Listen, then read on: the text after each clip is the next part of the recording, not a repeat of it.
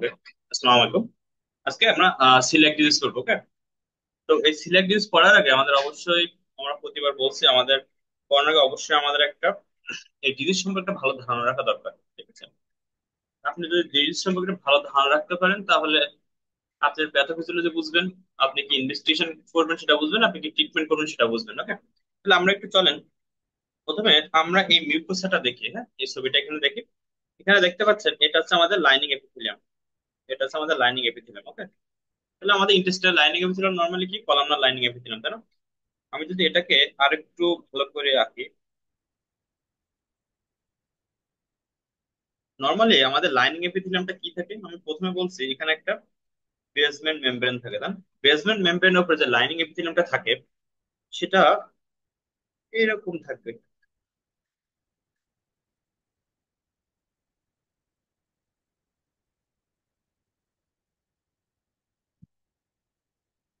ঠিক আছে? এমন থাকে। এই যে উঁচু উঁচু জায়গাটা দেখতেছেন এটা হচ্ছে ভিলাস। হ্যাঁ, বা ভিলাই। আচ্ছা, আর এই যে নিচু মানে দুইটা সাইডে দুইটা ভিলাই উঠে যাওয়ার কারণে মাঝখানে যে একটা নিচু জায়গা হয়ে গেছে এটাকে বলে ক্রিপ্ট। এটাকে বলা হয় কি ক্রিপ্ট। ওকে, এই ক্রিপ্টের এইখানে কিন্তু আমরা দেখছি এই ক্রিপ্টের এইখানে কিন্তু উপরের দিকে মিউকাস সিক্রেটিং সেল গুলো থাকে, আর নিচের দিকে কি থাকে, প্যারাইটাল সেল, তারপরে আপনার হচ্ছে সিপ সেল, এগুলো নিচের দিকে থাকে, তাই না? গত ক্লাসে আমরা ওটা বলে আসছি। আচ্ছা, এই ভিলাইয়ের উপরে আবার ছোট ছোট মাইক্রোভিলাই থাকে।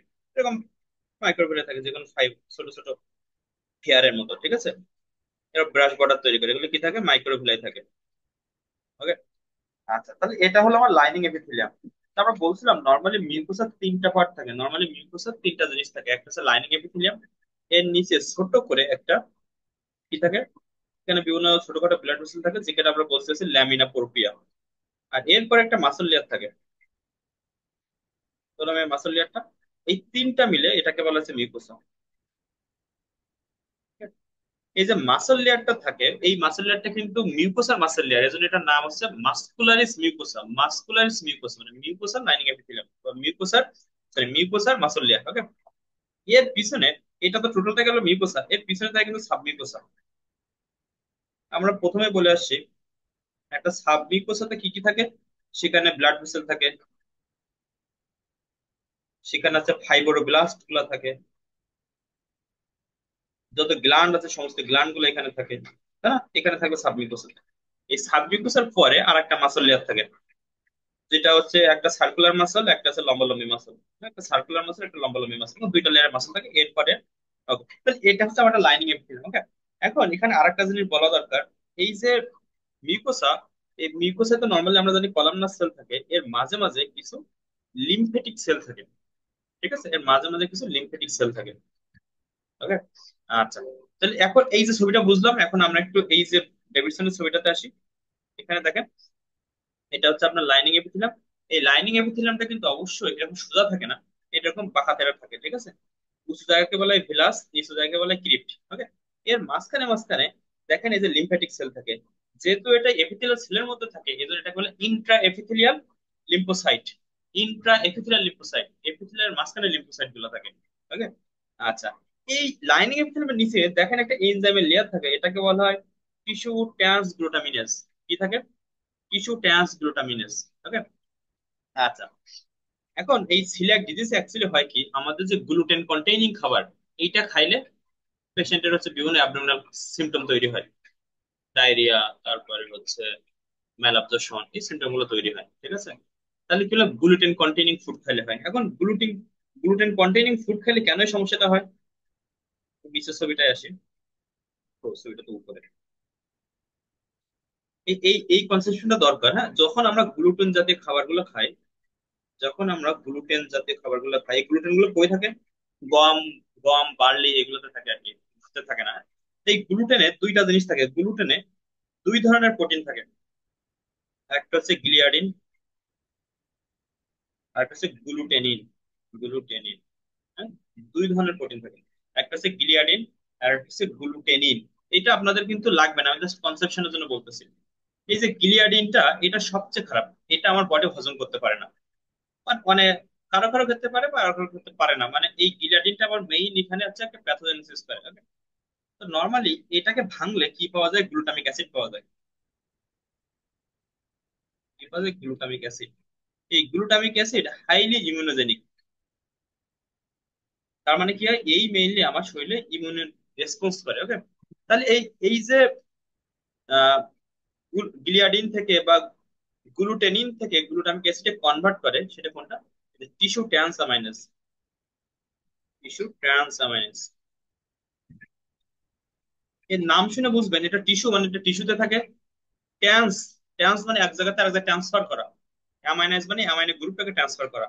তাহলে গিলিয়াডিন ছিল এক ধরনের, গিলিয়াডিন ছিল এক ধরনের প্রোটিন। তাহলে প্রোটিন থেকে যদি আমি অ্যামাইনো গ্রুপটাকে বের করে দিই, তাহলে কি পাওয়া যায়? অ্যাসিড পাওয়া যায়। ঠিক আছে, আপনারা জানেন সেই ছোটবেলার পড়া। যদি নর্মালি দেখেন, একটা অ্যামাইনো অ্যাসিড দেখতে এরকম, ঠিক আছে? এখানে অ্যামাইনো গ্রুপ থাকে, অ্যাসিড গ্রুপও থাকে। যখন আপনি অ্যামাইনো গ্রুপটাকে বের করে দিবেন, এখানে আপনি কি পাবেন? একটা অ্যাসিড পাবেন। ওকে, তাহলে এখান থেকে যখন ডিঅ্যামাইনেশন প্রক্রিয়া, এটা কিন্তু একটা ডিঅ্যামাইনেশন প্রক্রিয়ায় কোন এনজাইম, টিস্যু ডিঅ্যামাইনেজ এনজাইমের মাধ্যমে যখন অ্যামাইনো গ্রুপটাকে বের করে দেওয়া হয়, তাহলে ওখানে থেকে গ্লুটামিক অ্যাসিড। এই গ্লুটামিক অ্যাসিডটা হচ্ছে হাইলি ইমিউনোজেনিক। এ কি করে? এই গ্লুটামিক অ্যাসিডটা আমার বডির হচ্ছে এন্টিজেন প্রেজেন্টিং সেল,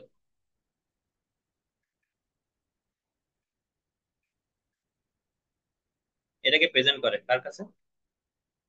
হেল্পার টি সেলের কাছে প্রেজেন্ট করে। তাই আমরা কিন্তু এসব এটা পড়ায় আসছি কিন্তু আগে, হেল্পার টি সেলের কাছে প্রেজেন্ট করে। এই যে প্রেজেন্টেশনের সময় এখানে এই যে বিভিন্ন এই সেলে জিনিসগুলো দরকার হয়, আমরা একটু এখান থেকে দেখে আসি। এই সেলে, এই যে এখানে বিভিন্ন এই সেলে DQ2 এরকম বিভিন্ন নিয়ে দরকার হয়। ঠিক আছে, তো সে এই সেলের DQ2 দ্বারা, এইচ এল এ DQ2, হ্যাঁ, সে এটা দ্বারা এটাকে হেল্পার টি সেলের কাছে প্রেজেন্ট করে। ঠিক আছে, তখন হেল্পার টি সেল অ্যাক্টিভেটেড হয়ে যায়। হেল্পার টি সেল যখন অ্যাক্টিভেটেড হয়ে যায়, সে বিভিন্ন জিনিস রিলিজ করে। আমরা জানি একটা হেল্পার টি সেল অ্যাক্টিভেট হলে সে বিভিন্ন সাইটোকাইন রিলিজ করে, যেমন suppose suppose টিমার necrotic factor, টিমার necrotic factor alpha, কিংবা ইন্টারলিউকিন 1/6, এমন অনেক কিছু তৈরি করে সে। ঠিক আছে, করে সে কি করে?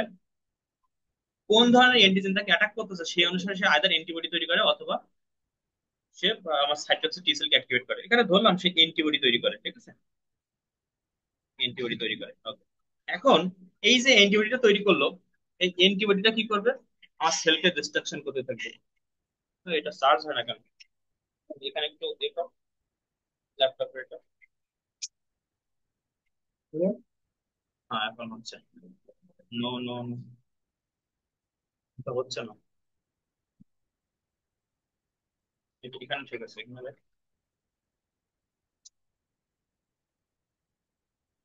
এক মিনিট। আচ্ছা, ওকে। ওকে, না আবার এক মিনিট। ওকে, তাহলে এই যে অ্যান্টিবডিটা তৈরি হয়, সেই অ্যান্টিবডি গুলো অ্যাকচুয়ালি এসে আমার এই মিউকাসটাকে ডিস্ট্রাকশন করতে থাকে। ঠিক আছে, এখানে কি কি ধরনের অ্যান্টিবডি তৈরি হয়? একটা হচ্ছে দেখেন, বডি এই অ্যান্টিবডিটা কেন তৈরি করতেছে? যাতে ওই গ্লুটেন কন্টেনিং খাবারটা আপনার বডিতে ঢুকতে না পারে। তাহলে ওর কার প্রতি শত্রুতা আছে? এই যে ট্রান্স অ্যামাইনেজের প্রতি। কারণ কি, ট্রান্স অ্যামাইনেজ যদি এই গ্লুটামিক অ্যাসিড তৈরি না করতো, তাহলে আলটিমেটলি কি হতো? আলটিমেটলি আমার এই অ্যান্টিজেন প্রেজেন্টিংটা হতো না, তাই না? তাহলে সে কি করলো? ট্রান্স অ্যামাইনেজের এগেনস্টে অ্যান্টিবডি তৈরি করবে। ওকে, আবার এই যে গিলিয়াডিন ভেঙে তো গ্লুটামিক অ্যাসিড তৈরি হয়েছে, সেই গিলিয়াডিনের এগেনস্টে অ্যান্টিবডি তৈরি করবে। আবার এই যে গ্লুটামিক অ্যাসিড গুলা আমার এখানে কি হয়, এই যে এখানে বিভিন্ন মাসেল আছে না, সেই মাসেলের গায়ে লেগে থাকে, তাহলে সেই মাসেলের এগেনস্টে অ্যান্টিবডি তৈরি করে। তাহলে বললাম এই যে অ্যান্টিবডিটা তৈরি হচ্ছে, সেই অ্যান্টিবডিটা আমার কি হলো, এখানে একটা ট্রান্স অ্যামাইনেজ একটা লেয়ার থাকে, হ্যাঁ, মিউকোসার নিচে ট্রান্স অ্যামাইনেজ একটা লেয়ার থাকে। এই ট্রান্স অ্যামাইনেজ আমার গ্লুটেনিনটাকে কনভার্ট করে গ্লুটামিক অ্যাসিডে কনভার্ট করে। তাহলে এই এনজাইমের এগেনস্টে সে অ্যান্টিবডি তৈরি করে। যে গিলিয়াডিন ভেঙে তৈরি হচ্ছে, সেই গিলিয়াডিনের এগেনস্টে অ্যান্টিবডি তৈরি করে। আবার এই গ্লুটামিক অ্যাসিড এখানে বিভিন্ন মাসেল আছে না, মাসেল গায়ে লেগে থাকে, তো সে মাসেলের এগেনস্টে অ্যান্টিবডি তৈরি করে। ওকে, তাহলে সে কার এগেনস্টে অ্যান্টিবডি তৈরি করে? একটা হচ্ছে যেটা বললাম, ট্রান্সফারেজ অ্যান্টি টিস্যু ট্রান্সফারেজ। ঠিক আছে, ট্রান্স অ্যামাইনাস এর এগেনস্টে অ্যান্টিবডি তৈরি করবে। ওখানে মাসেল থাকে, সে মাসেলের কাভার থাকে হচ্ছে এন্ডোমাইসিয়াম। আমি আসতেছি, এটা এন্ডোমাইসিয়াম। এই এন্ডোমাইসিয়ামের এগেনস্ট অ্যান্টিবডি তৈরি করে। আবার এখানে যে গিলিয়াডিন ছিল, সেই এন্টি গিলিয়াডিনের এগেনস্ট, গিলিয়াডিনের এগেনস্টে কিন্তু গিলিয়াডিন অ্যান্টিবডি তৈরি করে। ওকে, এর মধ্যে এই যে এই যে এন্টি এন্টি টিস্যু ট্রান্সামাইনাস এটা হচ্ছে মোস্ট সেনসিটিভ। হ্যাঁ, মানে এটা সবচেয়ে বেশি পজিটিভ আসার সম্ভাবনা আছে, সেনসিটিভ। আবার এই এন্টি এন্ডোমাইসিয়াম এটা আসলে আমার ভিলাসগুলো ডিস্ট্রাকশন হয়ে যায়। সেক্ষেত্রে কি হয়, নর্মালি আমার এখানে ভিলাস অ্যাট্রফি পাওয়া যায়, এই ভিলাস অ্যাট্রফিটা হয় এটার কারণে, অ্যাট্রফি। আচ্ছা, আর এন্টি গিলিয়াডিন যেটা, এটা অ্যাকচুয়ালি খুব বেশি পাওয়া যায় না, এটা খুব বেশি স্পেসিফিকও না, খুব বেশি সেন্সিটিভও না। এখন কথা হলো এই এন্টি এন্ডোমাইসিয়ামটা কোত্থেকে আসলো? হ্যাঁ? আপনি এটা জানেন কিনা, আমরা নর্মালি মাসলের আর ডিটেলসে পড়বো এটা। নর্মালি আমাদের যে মাসল গুলো তৈরি হয়, তার প্রথমে একটা মাসল ফাইবার থাকে, স্রেফ একটা মাসল ফাইবার থাকে। এই মাসল ফাইবারের একটা কাভারিং থাকে, এই মাসল ফাইবারের কাভারিং নাম হলো এন্ডোমাইসিয়াম। ঠিক আছে। এখন অনেকগুলা মাসল ফাইবার মিলে, এই অনেকগুলা মাসল ফাইবার মিলে, অনেকগুলো মাসল ফাইবার নিয়ে কি তৈরি হয়? ফেসিকল তৈরি হয়। এই ফেসিকলের কাভারিং এর নাম, ফেসিকলের একটা কাভারিং থাকে, ঠিক আছে, ফেসিকলের একটা কাভারিং থাকে, এর একটা কাভারিং থাকে, এর কাভারিং নাম হচ্ছে আপনার পেরিমাইসিয়াম, পেরিমাইসিয়াম। আবার অনেকগুলো এরকম ফিজিক্যাল মিলে একটা মাসল বান্ডল তৈরি করে, বড় বড় মাসল বান্ডল তৈরি করে, এই বান্ডলের কাভারিং হচ্ছে এপিমাইসিয়াম। ওকে। তাহলে দেখেন এই যে একটা ছোট্ট একটা মাসল ফাইবার, তার যে কাভারিং এন্ডোমাইসিয়াম, এর এগেনস্ট অ্যান্টিবডি তৈরি হচ্ছে। ঠিক আছে, কারণ কি, এখানে যে গ্লুটামিক অ্যাসিডটা তো প্রত্যেকটা জায়গায় ছড়াই ছিটিয়ে থাকতেছে, তখন ওর এগেনস্টে অ্যাটাক হচ্ছে। এখন যখন এখানে অ্যাটাক হবে, যখন এখানে অ্যাটাক হবে, তখন কি হবে, এই ভিলাস যেহেতু ঢুকতেছিল, ভিলাস গুলো ডিস্ট্রাকশন হয়ে যাবে। তাহলে এখানে আপনি কি পাবেন? ভিলাস অ্যাট্রফি পাবেন। ঠিক আছে, এখানে ভিলাস অ্যাট্রফি পাবেন। আর এই যে ক্রিপ গুলো আছে না, এই যে নিচু জায়গাগুলো, ক্রিপ গুলো, এই ক্রিপ গুলো হাইপারপ্লাসিয়া হয়। এবং এটা অনেক সময় শুধু হাইপারপ্লাসিয়া হয় তা না, এটা অনেক সময় ব্রাঞ্চিং হয়, এরকম এরকম ব্রাঞ্চিং হয়। তাহলে টোটাল প্যাথোফিজিওলজি যদি আমি একটু বলি, আমরা যখন গ্লুটেন কন্টেইনিং ফুড খাবো, লাইক গম কিংবা বার্লি, জব, এগুলো যখন আমরা খাবো, তখন এখানে গ্লুটেন থাকে। এই গ্লুটেন মেইনলি দুই ধরনের প্রোটিন দ্বারা তৈরি, গ্লুটেন মেইনলি দুই ধরনের প্রোটিন দ্বারা তৈরি, গিলিয়াডিন আর গ্লুটেনিন। এগুলো আপনার জানার দরকার নেই, ঠিক আছে। এই গিলিয়াডিনটা আমার বডি নর্মালি হজম করতে পারে না, ঠিক আছে। তখন কি হয়, এটা যখন থেকে যায়, তখন ম্যাক্রোফেজ এটাকে অ্যাটাক করে, এটাকে পার্শিয়ালি, মানে ম্যাক্রোফেজ এটাকে ডিরেক্টলি অ্যাটাক করে না। আমার বডিতে টিস্যু ট্রান্সঅ্যামিনেস থাকে, এটা এই যে গ্লুটেনটাকে ভেঙে সে কি তৈরি করে, গ্লুটামিক অ্যাসিড তৈরি করে। এই গ্লুটামিক অ্যাসিড হাইলি ইমিউনোজেনিক, ঠিক আছে। এ তখন আমার বডির ইমিউন সিস্টেমটাকে মানে হাইপার অ্যাক্টিভ করে দেয়। বডির ইমিউন সিস্টেম যখন অ্যাক্টিভেট হয়ে যাবে, তখন সে চিন্তা করবে এই গ্লুটেন কোন দিক দিয়ে ঢুকতেছে, সব ডিস্ট্রাকশন করে ফেলবে। ঠিক আছে। সে প্রথমে কি করে, প্রথমে হচ্ছে এসে আমার যেহেতু ট্রান্স অ্যামাইনাস এটাকে কনভার্ট করে গ্লুটামিক অ্যাসিড করছিল, ট্রান্স অ্যামাইনাসকে ডিস্ট্রয় করে দিবে। ঠিক আছে। যেমন ওর এগেনস্ট একটা অ্যান্টিবডি তৈরি হবে। এই গ্লুটামিক অ্যাসিড বিভিন্ন মাসেল টাসেলে লেগে থাকবে, আমার এখানে যে ছোটখাটো মাসেল আছে, মাসকুলার মিউকাস আছে, এই মাসেল আছে, তাহলে এই মাসেলের এগেনস্টে, এর মাসেলের যে কাভারিং আছে, সেই কাভারিং এর এগেনস্টে অ্যান্টিবডি তৈরি করবে। ঠিক আছে, কারণ ওর গায়ে অ্যান্টিবডি ওই গ্লুটামিক অ্যাসিডটা লেগে থাকে। আবার যে গিলিয়াডিন খাচ্ছিল, গ্লুটেনের মধ্যে একটা কন্টেন্ট হচ্ছে গিলিয়াডিন, সেই গিলিয়াডিনের এগেনস্টে অ্যান্টিবডি তৈরি করবে। ঠিক আছে। যখন এইরকম একটা ফেসার নিয়ে আসবে, এই অ্যান্টিবডি গুলো এসে কি করবে, এবং বিভিন্ন সাইটোকাইন রিলিজ হচ্ছে, সে এসে কি করবে, এই যে আমার ভিলাস গুলোকে অ্যাট্রফি করে ফেলবে এবং ক্রিপ গুলোকে হাইপারপ্লাসিয়া করে ফেলবে। ওকে। এখন যখন এরকম ভিলাস গুলো অ্যাট্রফি হয়ে যাবে, স্বাভাবিক আপনি কোনো খাবার খাইতে পারবেন না, খাবার খাইলে নর্মালি সেগুলো ভিলাস দিয়ে অ্যাবজর্পশন হয়, তাহলে এখানে অ্যাবজর্পশন হবে না। আপনি কি হবে, ম্যাল অ্যাবজর্পশনে ফিসার নিয়ে আসবে। ঠিক আছে, ম্যাল অ্যাবজর্পশনে ফিসার নিয়ে আসবে। আবার যখন পেশেন্ট এই গ্লুটেন কন্টেনিং খাবারগুলো খাবে, তার সিমটম গুলো বেশি হবে। আবার যদি গ্লুটেন কন্টেনিং খাবার বাদ দিয়ে দেয়, সিমটম কমে যাবে। ঠিক আছে। ওকে, মানে অনেকে অ্যালার্জির মতো। আবার একটা ব্যাপার, এই অ্যান্টিবডি গুলো কি ধরনের অ্যান্টিবডি তৈরি হবে? ম্যাক্সিমাম অ্যান্টিবডি গুলা আইজিএ টাইপের, আমরা এটা পড়ছি কিনা, আমাদের মিউকোসা লাইনিং এ যত, অথবা যত সিক্রেটারি জিনিসপত্র আছে, এইসব জায়গায় যে অ্যান্টিবডিটা তৈরি হয়, সে কোন ধরনের অ্যান্টিবডি তৈরি হয়? আইজিএ টাইপের অ্যান্টিবডি তৈরি হয়। ঠিক আছে, তাহলে এগুলো মোটামুটি সব আইজিএ। তবে হ্যাঁ, আইজিএ এবং কোরোনিক্যালি যখন ইনফ্লামেশনটা চলতে থাকে, তখন কিন্তু আইজিজিও তৈরি হতে পারে। ওকে। আচ্ছা, তাহলে এখন আমরা আসি, এদের টোটাল রিয়াকশনের মাধ্যমে কি হইলো, তিন ধরনের অ্যান্টিবডি আমরা পাইলাম। এখানে আমরা কি পাবো, ক্রিপ্ট গুলা হাইপারপ্লাসিয়া হবে, ক্রিপ্ট হাইপারপ্লাসিয়া হবে, এবং ভিলাস গুলো অ্যাট্রফি হবে। যখন ভিলাস গুলো অ্যাট্রফি হবে, তখন কি হবে, আমার অ্যাবজর্পশনের ঝামেলা হবে, কোনো কিছু ঠিক মতো অ্যাবজর্পশন হবে না, ম্যাল অ্যাবজর্পশন হবে। ঠিক আছে। আচ্ছা, এখন আসি, এই সিলিয়াক ডিজিজটা অ্যাকচুয়ালি হয় কখন, কোথায় হয়? নর্মালি আমাদের ম্যাক্সিমাম খাবারগুলো আমাদের বডিতে অ্যাবজর্পশন হয় কোথায়? ডিওডিনাম এন্ড জেজুনাম, তাই না? আমাদের বডিতে ম্যাক্সিমাম খাবারগুলো অ্যাবজর্পশন হয় ডিওডিনাম এবং জেজুনামে হচ্ছে অ্যাবজর্পশন হয় বেশি, জেজুনাম, জেজুনাম। তাহলে নর্মালি এই অ্যাটাক গুলো সব মোটামুটি এই ডিউটেনাম জেজুনাম হবে, এই জায়গায় ভিলাস গুলো অ্যাট্রফি হবে। মানে এই দিক দিয়ে যখন গ্লুটেন ঢুকবে ওকে সাইজ করার জন্য আমার বডির মিউকোসটাকে সে ডিস্ট্রয় করে ফেলবে, তাই না? এখন দেখেন এই ডিউটেনাম আর জেজুনামে কিন্তু আমার বডির all carbohydrate, all protein, all lipid, সব কিন্তু এখান থেকে অ্যাবজর্পশন হয়, তাই না? এখান থেকে আরো কিছু অ্যাবজর্পশন হয়। পেশেন্টে আয়রন অ্যাবজর্পশন হয় হলো আপার ডিউটেনাম বা আপার জেজুনাম, ডিউটেনাম বা জেজুনাম আয়রন অ্যাবজর্পশন হয়। তাহলে এই পেশেন্টে কি হবে, আয়রন ডেফিসিয়েন্সি এনিমিয়া নিয়ে আসতে পারে। এই পেশেন্ট এখান থেকে ফলিক অ্যাসিড অ্যাবজর্পশন হয়। ফলিক অ্যাসিড আমরা জানি ভিটামিন বি টুয়েলভ অ্যাবজর্পশন হয় একটা আইলেম পার্টে গিয়ে, বাইল অ্যান্ড হচ্ছে ভিটামিন বি টুয়েলভ অ্যাবজর্পশন হলো আইলেমের দিকে গিয়ে। ফলিক অ্যাসিড এখানে অ্যাবজর্পশন ঠিক মতো হবে না, ফলিক অ্যাসিড আপার অ্যাবডোমেনে অ্যাবজর্পশন হয়, আপার আপার জিআইটি তে। তাহলে কি হবে, আপনি এখানে মেগালোব্লাস্টিক এনিমিয়া পাবেন, ঠিক আছে? মেগালোব্লাস্টিক এনিমিয়া পাবেন। আবার আরেকটা জিনিস হয়, এই পেশেন্টের বডিতে এত বেশি ইমিউনিটি থাকে, এই ইমিউনিটির কারণে আমার বডির যে স্প্লিন ঠিক মতো কাজ করতে পারে না, তখন পেশেন্টে কি হয়, হাইপোস্প্লিনিজম হয়। যখন হাইপোস্প্লিনিজম হবে তখন আপনার কিছু ফিচার আছে যেটাকে আমরা টিএসএইচ দিয়ে মনে রাখি, টিএসএইচ। পেশেন্টের হচ্ছে টার্গেট সেল পাওয়া যাবে, টার্গেট সেল পাওয়া যাবে, তারপর এসপেরোসাইট পাওয়া যাবে, না আরবিসি সাইজ গুলো বড় বড় মানে গোল গোল হবে, এসপেরো মানে গোল গোল, এসপেরোসাইট পাওয়া যাবে। আবার হাওয়েল জলিবডি পাওয়া যেতে পারে, জলিবডি, ঠিক আছে? তাহলে এইগুলো সব ফিচার। তাহলে এই পেশেন্টের যখন আপনি একটা সিবিসি করবেন, তাহলে আয়রন ডেফিসিয়েন্সি এনিমিয়া পাবেন। আবার ম্যাক্রো মেগালোব্লাস্টিকও পেতে পারেন, তাহলে এখানে একটা ডাইমারফিক আপনি একটা সিবিসি পিকচার পাবেন। তারপর তার যখন আপনি পেরিফেরাল ব্লাড ফিল্ম করবেন, টার্গেট সেল, স্পিরোসাইট, হাউস জলিবডি এগুলো পাবেন, তাই না? আবার স্প্লিনে কিছু গুরুত্বপূর্ণ কাজ আছে আমাদের বডিতে। আমাদের বডিতে যে ক্যাপসুলেটেড ব্যাকটেরিয়া গুলো আছে সেই ব্যাকটেরিয়া গুলোকে ডিস্ট্রয় করে কিন্তু স্প্লিন। কোনো পেশেন্ট যখন আপনি স্প্লিন কেটে ফেলবেন বা কোনো পেশেন্ট যখন হাইপো স্প্লিনিজম হবে, তখন কি হবে, ক্যাপসুলেটেড ব্যাকটেরিয়া কিন্তু আপনার বডিতে ইনফেকশন চান্স গুলো বেড়ে যাবে। ওকে, এই পেশেন্ট আপনি ট্রিটমেন্ট কি দিবেন? Prevention is better than cure. This is only autoimmune disease, যে অটোইমিউন ডিজিজের কারণে কি হতে পারে, মানে যেটা আপনি খাওয়া দাওয়া কন্ট্রোল করার মাধ্যমে ভালো করতে পারেন। পেশেন্টকে ডায়েটে রেস্ট্রিকশন দিতে হবে, সেটাতে এই যে গ্লুটেন কন্টেনিং খাবার দাবার গুলো না খায়। This is total coeliac disease. Okay, আমরা এখন বই থেকে পড়বো। তবে আরেকটা জিনিস, যখন সিলিয়াক ডিজিজ গুলো হয় তখন ইমিউনিটি গুলো এসে কি করে, আমার এই যে ডার্মিস এবং এপিডার্মিস, আমার স্কিনে, হ্যাঁ আমার স্কিনে যে ডার্মিস এপিডার্মিস আছে, এর মাঝখানে এসে ইনফ্লাম করে, সেটাতে পেশেন্টের একটা র্যাশ তৈরি হতে পারে, যেটা আর এক নাম হচ্ছে ডার্মাটাইটিস হার্বিটিফার্মিস, মানে এটা হলো হার্পিসের মতো কিছু র্যাশ তৈরি হয়। তাহলে এই সিলিয়াক ডিজিজের কারণে কিন্তু এটা হতে পারে, ঠিক আছে? ধরেন আমরা একটু এখন বই থেকে পড়ি।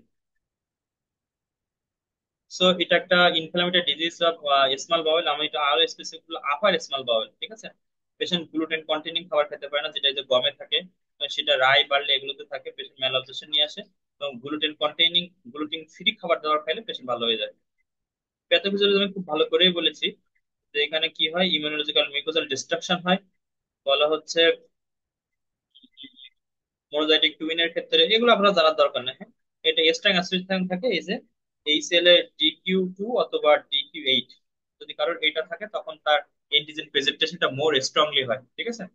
আচ্ছা, ফিমেল বলছে প্রায় ছেলেদের তুলনায় প্রায় ডাবল এফেক্ট করতে পারে আর কি, হ্যাঁ? আপনি এখানে আসেন, ইনভেস্টিগেশন কি করতে পারেন, প্রথমে ওখানে এন্ডোস্কোপি করে আপনি বায়োপসি নেবেন, ঠিক আছে? এটা হচ্ছে গোল্ড স্ট্যান্ডার্ড। নর্মালি যে কোনো টিউমারের ক্ষেত্রে, যে কোনো এরকম ডিজিজের ক্ষেত্রে গোল্ড স্ট্যান্ডার্ড হচ্ছে বায়োপসি। তাহলে এখানে আমি কি পাবেন, এখানে ক্রিপ্ট হাইপারপ্লাসি পাবেন, ভিলাস হাইপারট্রফি না, ভিলাস আপনি পাবেন অ্যাট্রফি পাবেন এখানে, ভিলাস হচ্ছে অ্যাট্রফি পাবেন, ভিলাস অ্যাট্রফি পাবেন, ঠিক আছে? ইনিশিয়ালি ভিলাসটা একটু কম অ্যাট্রফি হয়, বাট যখন এটা প্রোগ্রেস করে আরো সামনের দিকে অনেক আগায় যায়, তখন আপনি কি পাবেন, ভিলাস অ্যাট্রফি পাবেন, হ্যাঁ। যত বেশি ভিলাস নাই হয়ে যাবে তার ডিজিজটা তত বেশি সিভিয়ার, ঠিক আছে? এবং যেহেতু এখানে একটা ইনফ্লামেটরি কন্ডিশন চলতেছে, আমি বলছিলাম যখন কোথাও ইনফ্লামেশন চলতে থাকবে ওখানে লিম্ফোসাইট কাউন্ট গুলো বেশি বেশি হয়ে যাবে, ঠিক আছে? তো ল্যামিয়া পোপেতে বেশি বেশি লিম্ফোসাইট চলে আসবে। ওকে, তাহলে বলছে কি যে এখানে কমপক্ষে চারটা বায়োপসি নেওয়া উচিত সেকেন্ড পার্ট অফ দ্য ডিউডিনাম থেকে এবং ডিউডিনাম বাল্ব থেকে নেওয়া উচিত। তারপর আপনি এখানে কি কি অ্যান্টিবডি পাবেন, এখানে দেখেন এই যে ট্যান্স গ্লুটামেজের এগেনস্টে হচ্ছে একটা অ্যান্টিবডি পাওয়া যাবে।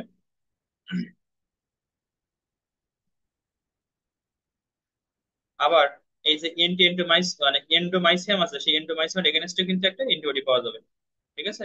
তো এখানে অ্যান্টিবডি গুলোর ধরন কেমন, IgA, তাই না? দেখেন এখানে সবকিছু কিন্তু আইজিএ।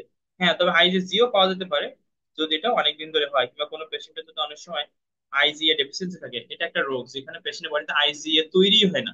পেশেন্টের জন্মগত একটা ডিফেক্ট আছে, এই ডিফেক্ট এখানে পেশেন্ট আইজিএ তৈরি হয় না, তাহলে তাদের ক্ষেত্রে আপনি আইজিজি পেতে পারেন। ঠিক আছে। তাহলে সেরোলজিক্যাল টেস্ট কোনটা? এই যে আমি বলছিলাম it is the most sensitive, তাই it is the serological test of choice. Serology মানে কি? সিরামে থাকে অ্যান্টিবডি। ওকে। তাহলে মানে ব্লাড পরীক্ষা করে যে টেস্ট গুলো আমরা পাই সেগুলো হলো সেরোলজি। তাহলে এই যে anti transaminase, anti tissue ট্যান্স অ্যামাইনেজের এগেনস্ট যে অ্যান্টিবডি, এটা হচ্ছে serological test of choice. Okay. এখানে এন্টি গ্লিয়াডিনেটটা মনে হয় লেখে নাই, এন্টিগ্রাডিন আমাদের বইতে অত লেখা নেই। এখন হচ্ছে হিমাটোলজি, পেশেন্ট মাইক্রোসাইটিক পেতে পারেন, ম্যাক্রোসাইটিক পেতে পারেন। হাইপোস্কেলেটাল কিছু ফিচার আছে, টার্গেট সেল, স্পোরোসাইট, হায়োলজি বডি, তাই না? আচ্ছা, পেশেন্টের আপনি অনেক সময় ক্যালসিয়াম কম পেতে পারেন। কারণ কি? যেহেতু এখানে ভিটামিন ডি কি করে, আমার প্রক্সিমাল থেকে ক্যালসিয়াম গুলো অ্যাবজর্পশন করে, তাহলে একটা হয়ে গেলে ক্যালসিয়াম অ্যাবজর্পশন হবে না, ম্যাগনেসিয়াম অ্যাবজর্পশন হবে না, প্রোটিন টোটিন ঠিক মতো অ্যাবজর্পশন হবে না, এগুলো কিছু ফিচার পেতে পারেন আর কি। ঠিক আছে। ম্যানেজমেন্ট কি? গ্লুটেন কন্টেইনিং খাবার গুলো সব বাদ দিয়ে হবে, শেষ। কমপ্লিকেশন কি? এখান থেকে ম্যালিগনেন্স হতে পারে, আমি গতদিন বলছিলাম কোন ধরনের ম্যালিগনেন্স হতে পারে। নর্মালি টি সেল লিম্ফোমা হতে পারে। কারণ কি? কারণ যেহেতু এখানে লিম্ফোসাইট কারণ অনেক বেশি হয়ে থাকতেছে, লিম্ফোসাইট ওখানে বেশি যে জড়ো হয়ে যাচ্ছে, ওখান থেকে সে লিম্ফোমা তৈরি করতে পারে। আবার স্মল বাউল কার্সিনোমা তৈরি করতে পারে, অনেক সময় স্কোয়ামাস সেল কার্সিনোমা করতে পারে। স্কোয়ামাস সেল কার্সিনোমা হলে সেটা কোথাও হবে? ইসোফেগাসে হবে। কারণ আমার জিআইটি তে কোথাও কিন্তু স্কোয়ামাস সেল লাইনিং নাই, তাই না? এটা আছে ইসোফেগাসে। তাহলে এটা আমার শেষ। হুম? তাহলে এখন আমি একটু দেখি এখানে বইতে এটা নিয়ে আমার কি কি লিখছে।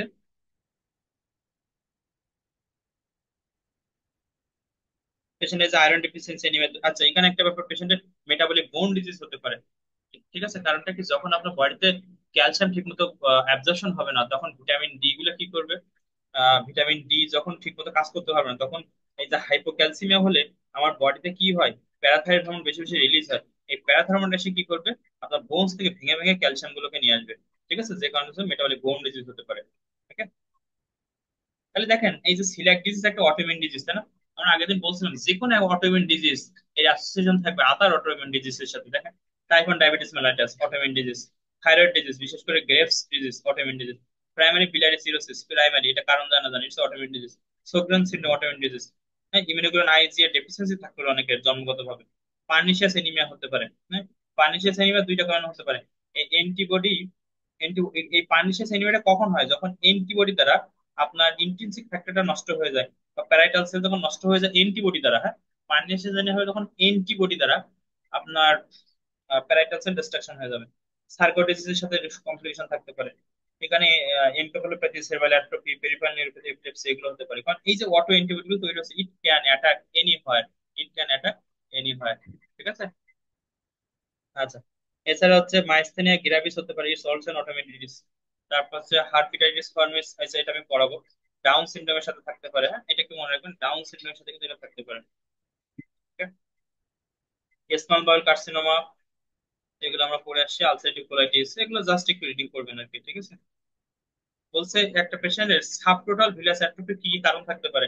সিলিয়াক ডিজিজ তো আমরা এখন পড়লাম, এরপরে আমরা টপিক্যাল স্কুল পড়বো, হার্বিডিয়াটিস পড়বো। লিম্ফোমা, লিম্ফোমার কারণে হতে পারে, এইচআইভির কারণে হতে পারে।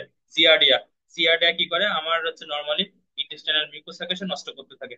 ঠিক আছে। আচ্ছা, এরপর আছে হলো হাইপোগামাগ্লোবিউলিমিয়া, মানে পেশেন্টের অ্যাকচুয়ালি তার বডিতে ইমিউনোগ্লোবিউলিন কম থাকে। যদি আইজিএ কম থাকে, আমাদের গাট ইমিউনিটি দেয় কি? গাট ইমিউনিটি দেয় হলো আইজিএ। আপনি কোনো কারণে যদি গাট ইমিউনিটি কম থাকে, গাট ইমিউনিটি যদি কম থাকে, তাহলে গাটে বেশি বেশি ইনফেকশন হবে। ইনফেকশন হলে কি হবে? আপনার হলো এই অ্যাট্রফি হবে, তাই না? রেডিয়েশনের কারণে হতে পারে। হিপোসিস আমরা একটু পড়বো। জুলিঙ্গার এলিসন কি হয়? এখানে প্রচুর পরিমাণে এই সেল রিলিজ হয় গ্যাস্ট্রিনোমার কারণে, তাই না? সেই এই সেল আমার মিউকাসে কিন্তু ডিস্ট্রয় করতে থাকে। ঠিক আছে। তাহলে দেখেন এইগুলা কিন্তু আমার কি, এই জায়গাগুলো কিন্তু আমার ভিলাস, এগুলো হচ্ছে অ্যাট্রফি হবে, এটা হচ্ছে নর্মাল। হ্যাঁ, আর যখন অ্যাট্রফি তখন এগুলো সব ডাউন হয়ে গেছে। হ্যাঁ, এগুলো সব ডাউন হয়ে গেছে। আচ্ছা, আমরা একটু ডার্মাটাইটিস হার্পিটিফার্মিসটা পড়ি। বলছে ইটস এ, মানে নাম শুনে বোঝা যাচ্ছে এটা স্কিনে হবে। আর হার্পিটিফার্মিস মানে এটা হার্পিসের মতো হিসাব থাকবে। হার্পিসের যে লেশন হয়, ওই টাইপের লেশন গুলো থাকবে। ঠিক আছে। তাহলে এখানে অ্যাকচুয়ালি কি হবে? পেশেন্ট মানে ইন্টেন্সিভ ইচি, প্রচন্ড চুল, মানে চুলকাবে, সেটা কোথায়? এলবো, নি, বাটক। এটা কেন হবে? কারণ এই যে গ্রানুলার বা লিনিয়ার আইজিএ ডিপোজিশন হয়েছে। কেন? ডার্মো এপিডার্মাল জাংশন। আমাদের নর্মালি আমরা জানি এই যে উপরের দিকে থাকে হলো ডার্মিস, সরি উপরের দিকে থাকে হলো এপিডার্মিস, এপিডার্মিসের কিন্তু অনেকগুলো ইয়ে থাকে, লেয়ার থাকে, তাই না? আর এর নিচে থাকে হচ্ছে আমার ডার্মিস। এই যে ডার্মিস আর এপিডার্মিসের যে জাংশন, এই জাংশনে এরা আসলে বসে থাকে, ঠিক আছে? এই জাংশন যখন ইনফ্লামেশন করতে থাকবে তখন কি হবে? আপনারা জানেন কিনা, এই স্কিনটা নর্মালি আমার বডির সাথে বিভিন্ন ডেজমোজোম দ্বারা লাগানো থাকে, ঠিক আছে? বডির সাথে কি থাকে? বিভিন্ন ডেজমোজোম দ্বারা লাগানো থাকে।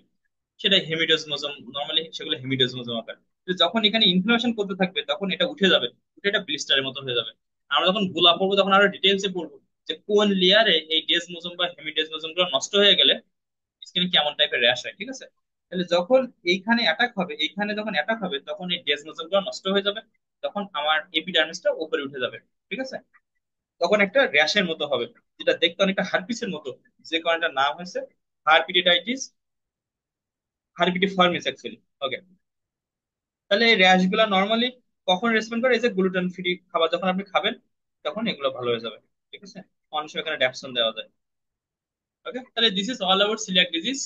তাহলে সিলিয়াক ডিজিজে যদি আমি একটু 2 মিনিটের সামারি করি সহজ করে, সেটা হচ্ছে যদি আপনি গ্লুটেন কন্টেনিং খাবার খান তাহলে এই ঝামেলাটা হবে। হ্যাঁ, কি ঝামেলাটা হবে?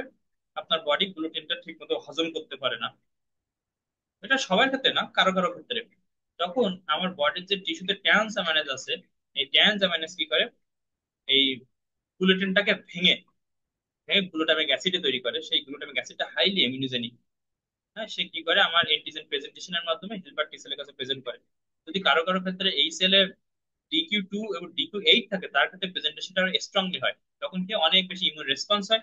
এই ইমিউন রেসপন্সের কারণে আপনার প্রথমে তো কিছু ওখানে ইডেমা টেডেমা হবে, এবং এর কারণে আপনার অ্যান্টিবডি তৈরি হবে। 3 ধরনের অ্যান্টিবডি তৈরি হয় নর্মালি। যে এনজাইমটা এটা ভাঙতেছে, কিছু ট্রান্স ট্রান্স ট্রান্স অ্যামাইনাস, ঠিক আছে, অ্যামাইনো গ্রুপটা সে ট্রান্সফার করে দিচ্ছে, ওর এগেনস্ট অ্যান্টিবডি তৈরি হবে। This is the most sensitive test, ঠিক আছে? যে কারণে এটাকে বলা হয় সেরোলজি অফ চয়েস। ওকে।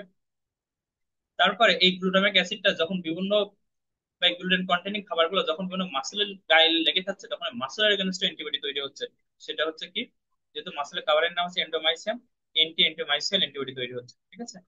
আবার এখানে যে গিলিয়াডিনটা থাকে, এই বইতে নাই, গিলিয়াডিনের এগেনস্টে কিন্তু অ্যান্টিবডি তৈরি হতে পারে। সেটা হচ্ছে নন স্পেসিফিক, খুব বেশি পাওয়া যায় না, নন মানে খুব বেশি সেন্সিটিভ না, ঠিক আছে? তাহলে যখন এরকম পাবেন, এই পেশেন্ট গুলো আপনার কাছে ম্যাল অ্যাবজর্পশন নিয়ে আসবে। কেন ম্যাল অ্যাবজর্পশন নিয়ে আসবে? কারণ এখানে ভিলাস গুলো অ্যাট্রফি হয়ে যায়। ভিলাস গুলো অ্যাট্রফি হলে খাবার নর্মালি অ্যাবজর্পশন হবে না। এখন এই অ্যাট্রফিটা কোথায় হয়? নর্মালি আপার আপার স্মল ইন্টেস্টাইনে হয়। তাহলে আমরা জানি আপার স্মল ইন্টেস্টাইনে আমাদের ম্যাক্সিমাম খাবারগুলো আমাদের বডিতে অ্যাবজর্পশন হয়।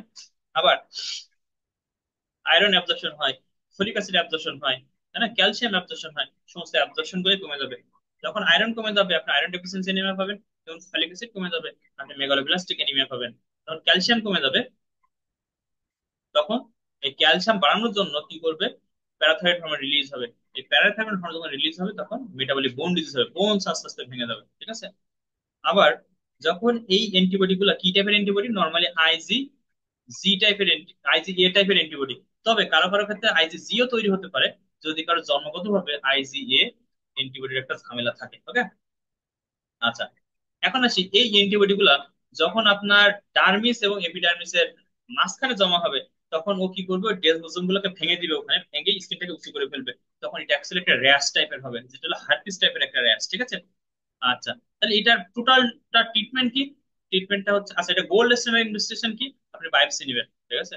বায়োপসি নিয়ে যদি কোনো ব্লাস অ্যাট্রফি পান, ক্রিপ গুলো হাইপারট্রফি পান, এবং ওর মাঝখানে লিম্ফোসাইট কাউন্ট গুলো বেশি হয়ে যাবে, মানে ওইসব জায়গাগুলা, মানে আমার নর্মালি মনে রাখবেন 30%-এর কম লিম্ফোসাইট থাকে। আমার টোটাল যে মিউকোসা লাইনিং এপিথেলিয়াম এর 30%-এর কম থাকে হচ্ছে লিম্ফোসাইট, বেশি থাকে হচ্ছে আপনার কলামনার সেল গুলো, তাই না? তো যদি কোনো কারণে 30%-এর বেশি হয়ে যায়, তখন সেটাকে আমরা বলবো হচ্ছে এখানে লিম্ফোসাইট কাউন্টটা বেশি হয়ে গেছে। তো লিম্ফোসাইটটা শুধুমাত্র যে লাইনিং এ থাকে ব্যাপারটা এরকম না। সে ওই ল্যামিনা প্রক্রিয়া, হ্যাঁ, মানে ওই যে লাইনিং এর জাস্ট নিচের লেয়ারটুকু ল্যামিনা প্রক্রিয়া, ওখানে বেশি থাকতে পারে। ঠিক আছে? তাহলে এটা হচ্ছে গোল্ড স্ট্যান্ডার্ড ট্রিটমেন্ট। কি? It is the only autoimmune disease that can be prevented by diet. Only diet. আপনি গ্লুটেন কন্টেনিং খাবার খাবেন না, ঠিক আছে? আচ্ছা, সাথে একটা জিনিস মনে রাখতে হবে, যে কোনো autoimmune disease is linked with other autoimmune disease. ঠিক আছে, সেটা আমরা বহুতবার বলে আসছি। তো this is all about coeliac disease. Okay, কোনো কোশ্চেন আছে আপু, তামিনা?